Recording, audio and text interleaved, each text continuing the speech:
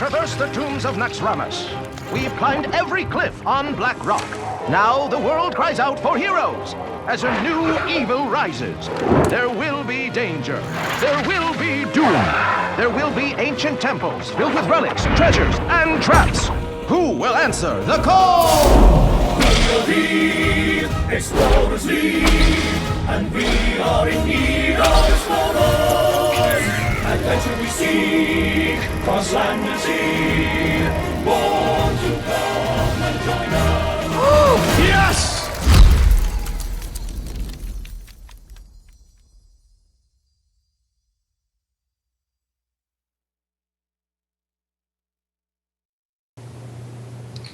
Welcome back to Season 2 of the StarLadder and iLeague joint Hearthstone tournament. I am Tana Grace. I am joined here by Lothar, and we've had a busy day today. We've already had 4 matches go into the book, and we're going into our final round here. It's going to be Xixo versus Trump. Xixo is coming in at 1-2. He really needs to win this round to get himself into this into the next rounds possibly. Jab is 2-2. Nyria is 2-2. He can tie them and hope tiebreakers go his way. Trump, he is the story so far of this group. He's the story so far of the group, and I think that he will not let his guard down. You know, this is the moment when he can prove that he can 4-0 4 good players in 2 days. And, I mean, this is something that I'm sure that he would like to brag on Twitter and just say during his streams that he won against Nyria, Fireback, Xixo, and Jab in StarLadder in his group stage and advance it through that group of death from the first place. It's something that he would really like to say. So I'm looking forward to a 3-0 from Trump here. Yeah, absolutely. You know what? I think anyone would. You know, you beat Jab, Nyria, Firebat, and Xixo in the same 2 days in the same group. I mean, these players are no joke. These are 4 very good players with great resumes, and Trump is building up his own, is no longer just a streamer, but a force to be reckoned with in the tournament scene. And you just keep talking about it. Every time we see him, he just gets better and better. Well, we'll see now how he fare against this chair, because this chair is a very good player, and it proved himself in a lot of tournaments. That's back to Star Xixo. Yeah, I was about to say, this chair is very good at patron, I hear.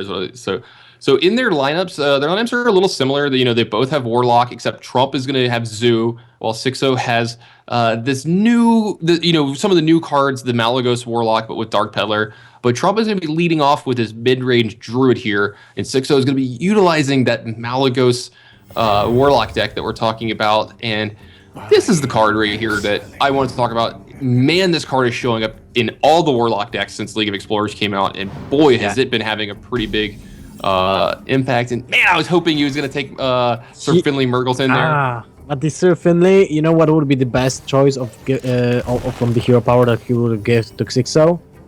What's that?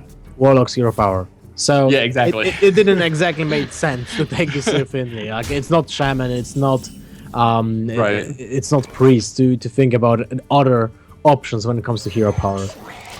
Yeah, no, you're definitely right, and I just wanted to see the new card come into play. We talked about it yesterday that they could possibly show up. They don't really get to play them in their decks because they had to submit their deck list before the cards came out, but they could pop in and out of Shredders, out of Raptors, things like that, and stuff like that. So, or you could get it off of Dark Peddler, but we haven't really seen it happen yet. And I can't wait to see people, I can't wait to see, a Druid player, using, drawing a card for paying 2 life and seeing all these new abilities happen. So it's going to cause some crazy awesome games in Hearthstone.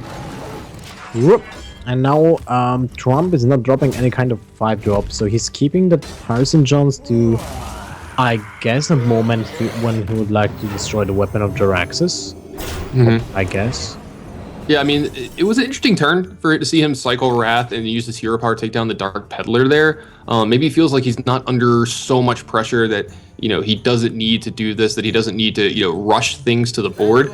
And he's going to go ahead and just get the Harrison Jones into play now. So, interesting play line from Trump here, valuing taking care of that creature over, curving out, playing something like Harrison Jones last turn. We'll see if it works out for him in the long run. That was very interesting. Now the Dark Peddler can again take a PO, and those are 2 POs that were not in the deck in the first place. So that brings a lot of burst power to this Dragon Warlock. And this might seem like a huge blowout, actually. Yeah. Wow. Xixo has 12 burst damage for 3 mana from his hand right now, plus a Hellfire and a Blackman Corruptor. He can end this game very quickly. Yeah, but because Trump for sure will not heal at this point. He needs that card draw. And yeah, this is lethal right here. This is 12, 15, 17, 20 damage. Yeah, he's got overkill 23, here. 23 even with the Hellfire. So an insane amount of damage with the double PO from Dark Peddlers. Huge 11 damage swing. Yeah, and this is what Xixo needs. Xixo not only needs to win this round against Trump. That's goal number 1. Goal number 2, I need to sweep him. He needs to get 3 wins and not give up any games here if he can on Trump. So good for Xixo there. He really needs a 3-0 here in this match. He really needs that, and this is something that I'm not sure. I didn't pay attention exactly to the tiebreakers, but if he can 3-0, will he advance? I think he can actually with a 3-0, right? Yeah, I'm not 100% because I don't remember everyone's exact records, but I know that Xixo was 1-6 on day 1. And then today he is 4-1, so he's at least making headway because he 3-1'd Firebat in his match earlier today. And if he 3-0s Trump, then he gets to reverse his record from yesterday. He'll be 0-2-1-6 and then 2-0-6-1, and that may put him into the spot where he has a chance against Jab and Irea's record because they were a little more consistent in their rounds, winning 3-2 and 3-1 instead of getting swept. Yep. No, I mean. I feel like Xixo just wants to prove a point, even though he might not advance, but he just wants to win the game, just not to be, the last guy in the group, right? Yeah, nobody ever wants to finish last. I mean, it's a bad feeling. It doesn't matter what your record is. You just don't want to be, the last guy in a tournament. It's always nice to be like, yeah, I didn't do well in my tournament, but at least I didn't finish last. At least I wasn't the 0-4 guy. Yeah, and it's not so bad to have a 50-50 win ratio in a stacked group like this, right? So absolutely, yeah. I mean, and you could also chalk up day 1 from Xixo. He's not the kind of player to get 0-3'd and then 1-3 too often. He's usually very competitive in all of his games. He's a great player. I mean, his draws just didn't line up very well. And speaking of that is double combo in Trump's hand. Not exactly where he wants to be in this matchup right now. Yeah, and by the way, I just wanted to point out it's not as important as in game, but we have the new board game right now with the fossils, with the stationary things, with the map. Yeah, I haven't actually seen this one yet. We had it, I think, one other game today. It's the first time I've seen it. I haven't got to interact with this board yet. I'm pretty excited to have a chance to do that later. I didn't play with it yet, too. Interesting. Well, anyway, let's go back to the game. Xixo seems to be having no problems with having board control against this druid, but Trump has in his hand double combo. So turn 9 and 10 can be just 28 damage to the face if he manages to survive the onslaught of the small minions from Paladin. And that's going to be the big thing in this game is he going to be able to keep up with all this? And this is so many knives. There's going to be almost no way he gets through this turn. Oh, wow, they go face, so he is going to have to put a minion into this Druid of the Claw here. So not a big thing, exactly. Yeah, it's not the worst thing in the world. A swipe would be pretty welcome here for Trump. That's probably one of the only cards that can keep him in this, but that is not a swipe. And yeah, that looks like a really quick concession again, too. There was probably nothing he could do to get himself in this game and keep himself in this game. Xixo is up 2-0 here over Trump as well. Just on his way to a quick sweep of Trump here in the last round. It was very interesting. It was very interesting to see Trump concede here because he still had the Force of Nature to clean up the Knife Juggler, clean up the mini bot, clean up one of the other abusive surgeon from the board, and maybe try to get back on his feet after seeing there will be an example Dr. Boom from his opponent. But of course there was a Dr. Boom, so he couldn't done anything in the next turn. But it seems like he might have kind of made that concede too fast, in my opinion. It's possible. You know, he is 3-0 in his group. He might just want to get on with his day. Not saying that he's giving up against 6-0. He's playing very hard, but, you know, he might just concede a tiny bit early possibly here. But now Trump is going to be the one playing Paladin, except his is a little less aggressive. He's a little more mid-range centric. You can see that with Murloc Knight and Anti-Keel in his hand. And 6-0 with another one of the outliers from this group. He was the only guy to show up with Patron Warrior from this group, and I kind of expected it from him. This is a deck, you know, he's known for. He's had multiple times held #1 on ladder on different servers at the same time as well, this deck, and boy does he play it fast. Yep, this is a trademark that we have already seen, right?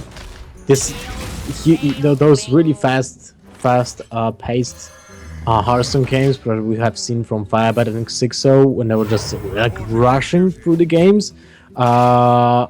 Our treat for the viewers. It seems like a blitz mode, but it's so hard to cast when you actually have to talk about those plays and they're like just switching here and there. Yeah, you start to talk about one play, they're 2 turns later. It's like the game that we had in round 1 with Jab. We talked about their opening hands, and by the time we were done with their opening hands, the game was over because Jab won on turn 4. Yeah, you know, it was unbelievable. So, you know, this is a interesting spot for Trump. He has 2 consecrations here. This can clean up a little bit on the board, but then he's not advancing his board in any way. But playing Murloc Knight seems pretty bad as well. So this is one of those awkward hands where, you know, nothing's really going on for Trump here. But 6-0 is pretty low on resources, and if you take away a few of his minions, you kind of cut down on his chance to have good battle rages against you. And it looks like 6-0 is going to get a good battle rage this turn if he wants. It will be an awesome battle rage, to be honest, because you will get 2 cards for 2 mana. That's a good deal. Of course, some of the players are getting really greedy with Patron to just wait with the battle rage for at least 3 or 4 cards, but that's not the way you should usually play this this deck. And if you can take 2 mana draw for 2 cards, that's a good deal. But of course, Xixo wants to develop the Paladin Shadow because this kind of Patron Warrior is more board centric than the old one that we knew. So we don't blame him for developing the board more, but we kind of might blame him for the bad Shredder placement, right, Chad?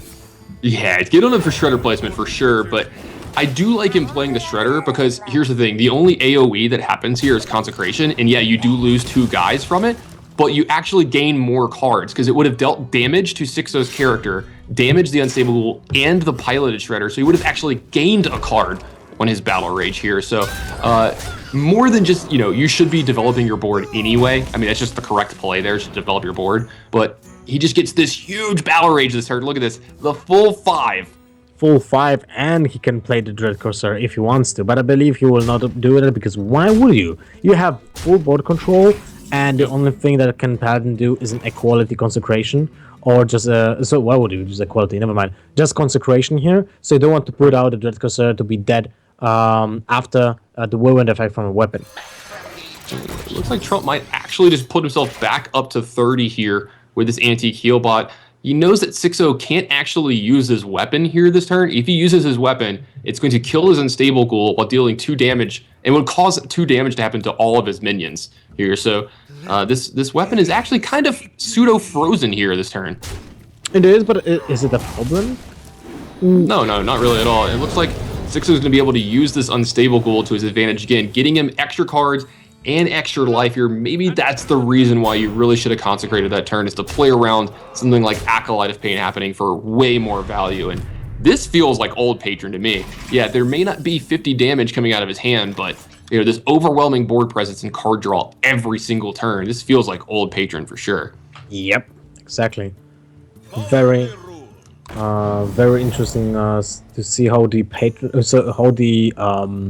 Paladin will do against this Patron, but usually when we are seeing Patron against Paladin, the Paladin was being crushed, and it's not even like a close game. Usually he was just being crushed by the amount of whirlwind effects and the fact that the warrior could just dish out 50 or more damage in one turn. Now let's see how it's being made in this game. There's a lot of new cards for the Paladin, which doesn't exactly change anything, because Keeper of Ultraman is not doing anything against patrons, and it's not helping against Armor Smith, it's not helping against Acolytes of Pain. feels kind of lackluster, right? In this matchup. I think it feels kind of lackluster in a lot of spots, actually. Like, the more I play with the card, the more I'm interested to see where exactly it belongs. Is it a control card, or is it an aggro card where you're making, Abusive Sergeant into a 3/3 after getting value off of it? Are you playing the Ruby and Eggs and making them into 3/3s? We've seen some players have high finishes on ladder in like the last couple of weeks with that kind of thing going on. And Trump has a full hand here, and Xixo also has a full hand and a full board here. So if Trump can find a way to take care of this board, he has a quality Consecrate, it's going to be a fight from here. But he may have to hold on to that and make sure that he doesn't make himself vulnerable to like a huge patron turn as well. Yep. I mean, he just has a huge board control anyway, and he doesn't need to develop anything. He just deals damage, sits back and relax, and waits for the game to be finished at some point, because Trump has to take initiative here and do something about this board. He has to clean up, he has to develop his own board, and then Xixo can just retake it. Yeah, sit back, relax, make himself a drink, maybe a sandwich, relax a little bit, put your feet up, see if Trump can get yourself back in this game, because this is looking difficult. Because Trump's going to have to expend a lot of resources to take care of this board. You're going to draw an extra card, you're going to have a minion left over here, you're going to gain so much extra life. So, as you said, there's so much pressure on Trump here. And we just got information, because we didn't have the access to the tiebreakers, but it seems like Xixo is already top 4. Reporting for duty. Yeah, I'm going to get that one explained. Let me that just clarified in the meantime.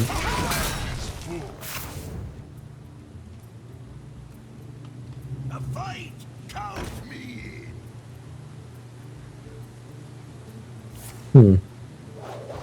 Alright, so Xixo is going to be able to use Whirlwind to pretty big advantage here this turn, and he's going to be able to use a Death Spite if he wants to. It's going to be interesting to see how he's going to navigate here and how many patrons he's going to make. Because again, this Consecration is still going to be good here. It's going to be able to take care of some of the stuff. It's just, are you going to have to pair it with an Equality as well to take care of just the last patron as well? But his board might actually be full here. No.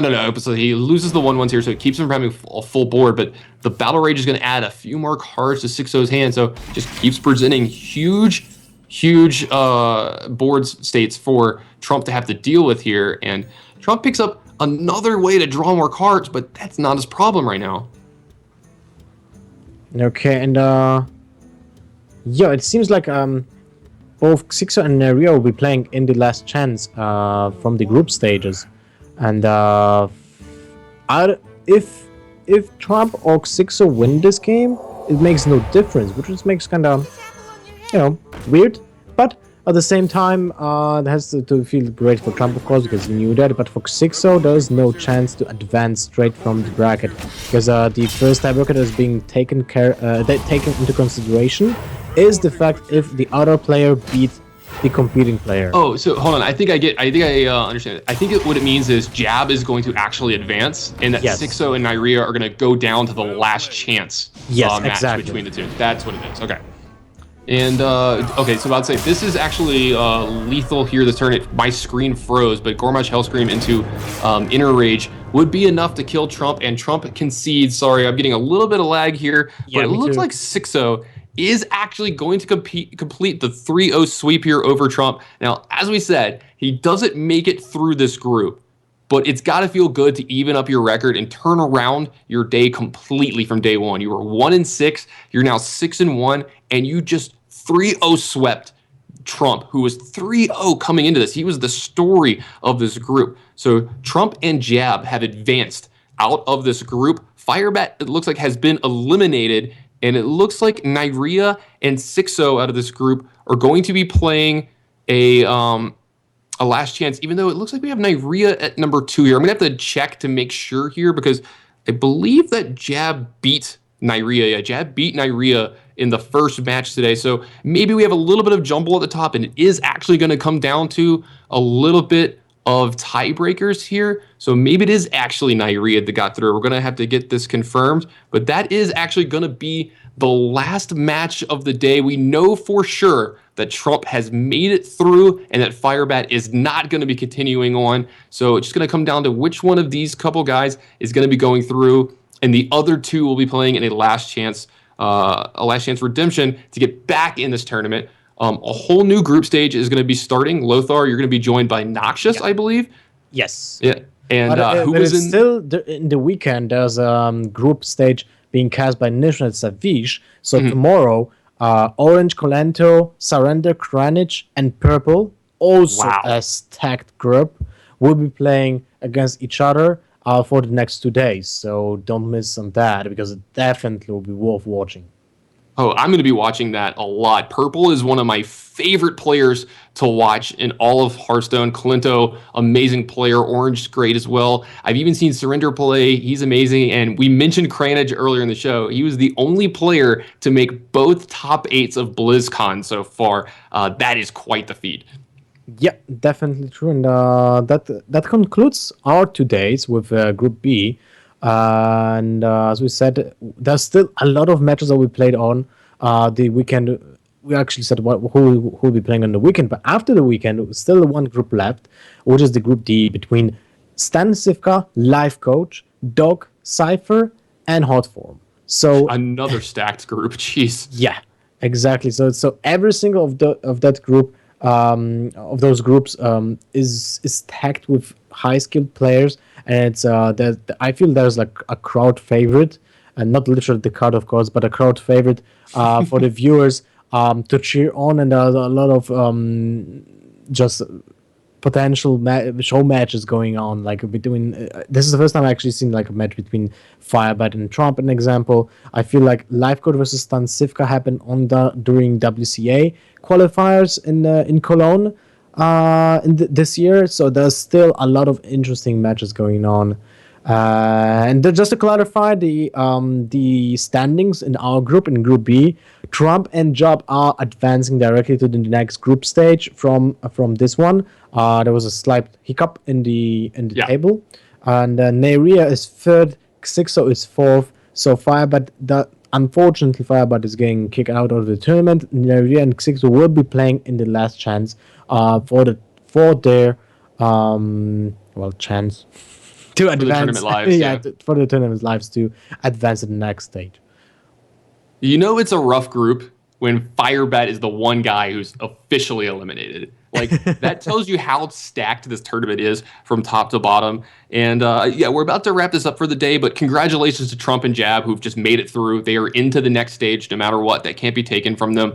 The two big things for me for our 2 days for casting, obviously Trump, 3-0ing his way into the next group. And the other one, the turn 4 lethal from Jab here today in the first match. If you didn't see it, either watch the VOD guys or watch the replay. It happened in the first match against Nyria. There is a turn 4 lethal from Jab in his match. And it's been great casting with you these last 2 days, Lothar. Hopefully we can do it again soon. Yeah, hopefully I'm the same with you. So it was a very, very nice to cast with. This is actually the first time I'm casting with you in the duo. So looking forward to do that more often. Yeah, absolutely. So that's going to do it for us today. So for me, Tana and Grace, and for Lothar, thanks for watching for these last 2 days. As we said, there's a lot more Hearthstone going on over the next couple of days. 2 more stacked groups going on this weekend. And next week, Lothar will be coming back to bring some of that to you. So make sure you look out for that. Follow this channel on Twitch. Follow their Twitter. You can find out when everything goes live and keep up with the stats. But as for today, we are done. Thanks for joining us at the StarLadder and iLeague Hearthstone Championships, and have a great day, guys.